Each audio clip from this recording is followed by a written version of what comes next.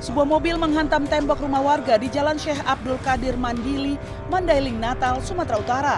Mobil ini sebelumnya sempat terlibat kejar-kejaran dengan petugas Badan Narkotika Nasional karena diduga membawa ganja kering dari Mandailing, Natal menuju Sumatera Barat. Saat digeledah petugas, di dalam mobil ditemukan 20 bal ganja kering. Sementara pengemudi mobil yang diduga kurir ganja antar provinsi telah kabur.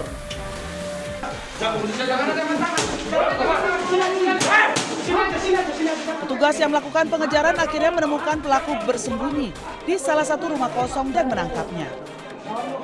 Terus kami lakukan pengejaran sampai ke sini dengan kecepatan yang tinggi sehingga ketabrak mobil ini.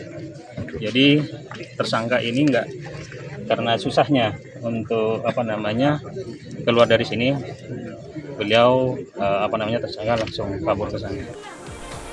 Petugas BNN dan Sat Narkoba Mandailing, Natal masih mengembangkan kasus ini. Diduga pelaku yang mengaku berstatus mahasiswa terlibat jaringan peredaran narkoba antar provinsi. Dari Mandailing, Natal, Sumatera Utara, Ahmad Hussein Lubis, iNews melaporkan.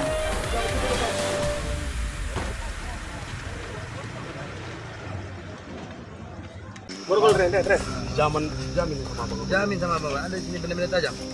Ada ini apa ini? Tim Opsnal Unit Reskrim Polsek Sipirok, Polres Tapanuli Selatan menangkap seorang pria pelaku pembunuhan di kawasan perbukitan di Kecamatan Arse, Kabupaten Tapanuli Selatan, Sumatera Utara.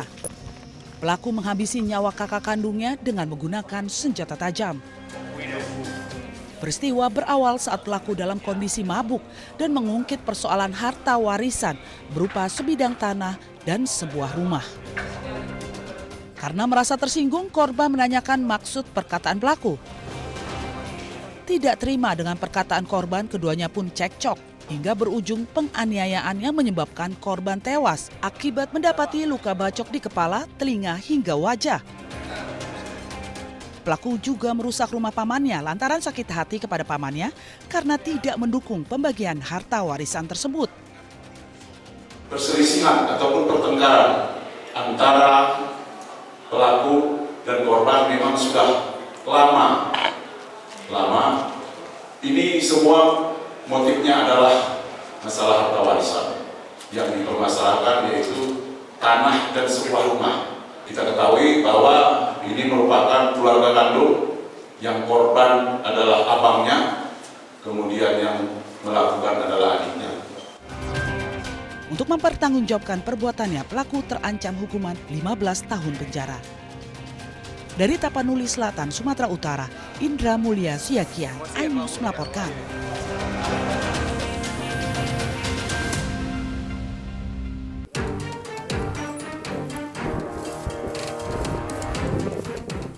Sejak Minggu sore, 14 titik api baru muncul di kawasan Dingkik, Pananjakan, dan Puncak Lembu, Probolinggo, Jawa Timur.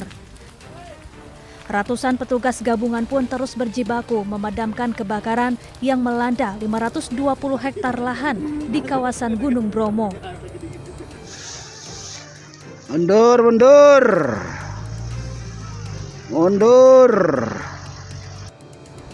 Kebakaran di Gunung Bromo yang terus meluas membuat Wakil Gubernur Jawa Timur Emil Dardak langsung mengecek lokasi. Emil pun menggelar rapat koordinasi yang tidak hanya membahas soal kebakaran tetapi juga mitigasi menghadapi bencana kekeringan. Saat ini seluruh pintu masuk wisata Taman Nasional Bromo Tengger Semeru resmi ditutup total demi keselamatan para pengunjung. Fokusnya bertambah. Setelah kita fokusnya adalah di Pudak Lembu, Puncak B29, ternyata di Penanjakan juga ada titik api. Lokasinya di luar dari perimeter awal ini. Nah, ini yang segera kita lakukan dua langkah, darat maupun udara. Serangan udaranya adalah helikopter waterbombing. 3 ini akan melakukan kombinasi penanganan di sini dan juga di Penanjakan. Dan serangan daratnya ini ada tim dari Pemprov, dari BPBD, dari TNBTS ya, ini melakukan, dan juga dari Kodim dan dari Polres ini melakukan upaya di lapangan.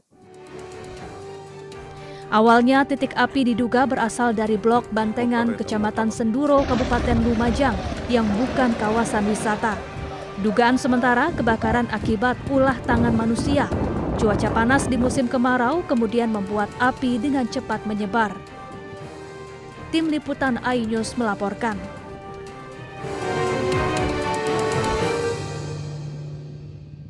Laporan kemudian ketiga RS10. Dengan menggunakan mobil patroli, polisi bersama warga mengevakuasi seorang pria berusia 46 tahun ke rumah sakit karena menderita luka-luka di kawasan Bundaran Alam Sari, Sumedang, Jawa Barat. Pria bernama Handi diduga menjadi korban penyekapan dan penganiayaan oleh sejumlah orang. Meski sempat mendapatkan penanganan medis di rumah sakit, namun korban dinyatakan meninggal dunia. Jenazah korban yang merupakan warga Bandung dimakamkan di TPU Cipandung setelah sebelumnya diotopsi di Rumah Sakit Sartika Asih Bandung. Menurut keluarga, korban sedang menjalani pengobatan tradisional di Sumedang. Namun saat ditemukan, korban dalam kondisi tidak sadarkan diri dan menderita luka di wajah hingga kedua kakinya. Dari informasi yang didapat, korban diduga disekap dengan tangan dan kaki diikat serta dianiaya oleh sejumlah orang.